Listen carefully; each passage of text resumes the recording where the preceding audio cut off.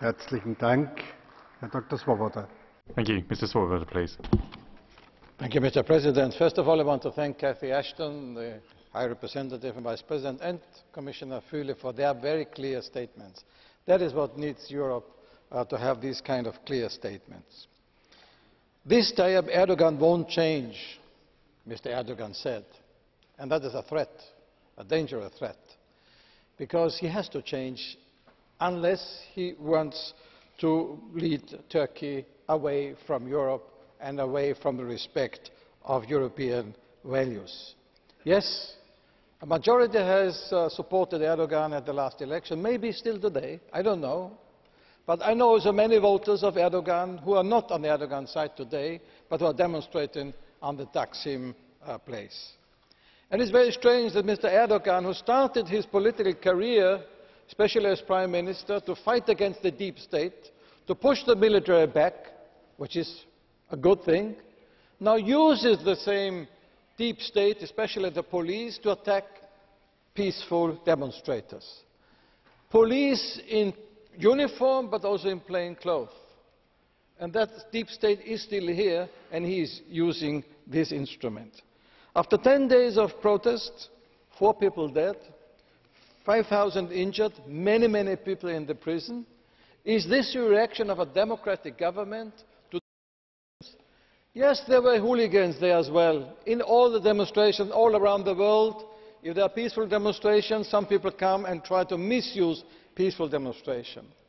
But it's not correct, it's not justified for Mr. Erdogan to say these demonstrators as such are hooligans and cannot and should not be suspected. I fully agree with the Vice President when she said we need more engagement. Yes, and therefore we should start immediately to negotiate the Chapter 23 and 24 with Turkey. Because these are the issues where we can put a test to the Turkish government. And I don't say to Turkey, but the Turkish government, if they are ready to go versus Europe or not.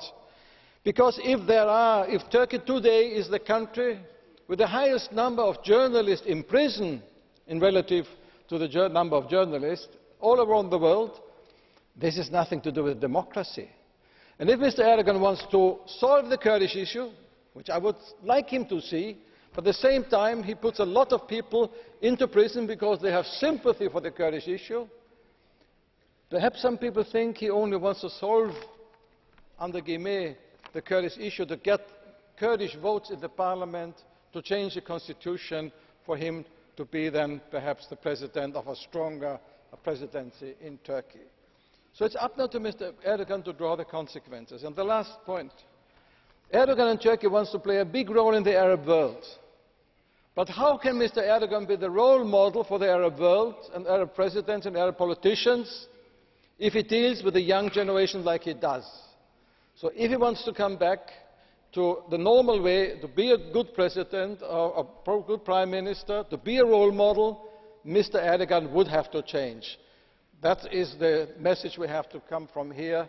Yes, we want Turkey, but this Turkey, as is represented today by Mr. Erdogan, cannot have a place in Europe. Mr. Erdogan would have to change Turkey. Thank you.